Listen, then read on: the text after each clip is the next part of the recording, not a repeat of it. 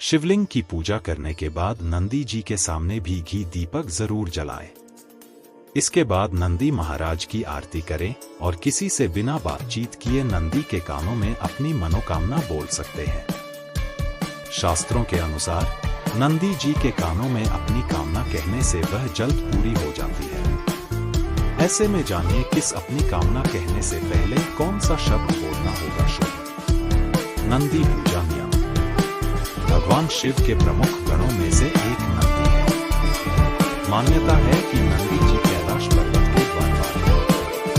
नंदी जी बैठकर आप किसी भी शिव मंदिर में जाएंगे तो नंदी जी की मूर्ति अवश्य मिल जाती है। दरअसल भगवान शिव ने खुद नंदी जी को वरदान दिया था कि जहां जहां मैं विराजमान रहूंगा तुम भी विराजमान होगा। इसी के कारण शिव जी और उनके परिवार के साथ नंदी भी विराजित रहते हैं।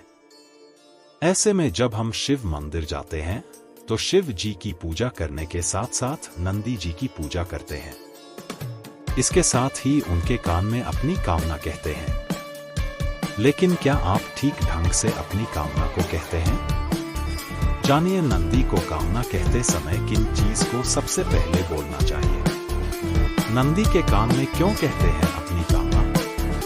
शिव मंदिर में पूजा पाठ करने के बाद भक्तगण वहां पर विराजित नंदी जी की पूजा करने के साथ उनके कान में अपनी मनोकामना कहते हैं। शास्त्रों के अनुसार माना जाता है कि शिव जी अधिकतर समय तपस्या में लीन रहते हैं। ऐसे में नंदी जी जिससे कोई भी उनकी तपस्या पर विघ्न न डाल सके।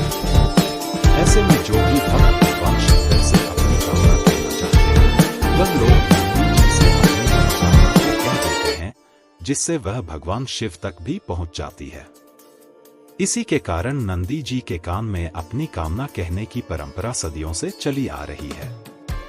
वहीं एक अन्य मान्यता के अनुसार स्वयं भगवान शिव जी ने नंदी को वरदान दिया था कि जो तुम्हारे कान में आकर अपनी मनोकामना कहेगा तो उसकी हर इच्छा अवश्य पूरी होगी। नंदी के कान में सबसे पहले बोले ये शब्द। शास्त्रों के अनुसार नंदी के कान में कोई भी कामना कहने से पहले ऊ शब्द बोलना चाहिए। इसके बाद ही अपनी कामना कहनी चाहिए।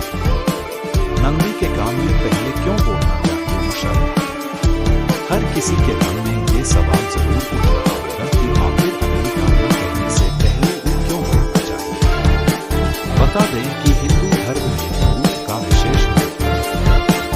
आप देखेंगे कि अधिकतर मंत्रों की शुरुआत इसी शब्द के साथ होती है। ये केवल एक शब्द नहीं है बल्कि ऊ को संपूर्ण ब्रह्मांड का प्रतीक माना जाता है। ऊ का उच्चारण करने मात्र से आसपास सकारात्मक ऊर्जा का विकास होता है। इसके साथ ही यह शब्द सभी देवी देवता का एक संयुक्त रूप है। इस चमत्कारी शब्द में इतनी ताकत है कि इसे बोलने मात्र से ही व्यक्ति के आधे कष्ट दूर हो जाते हैं।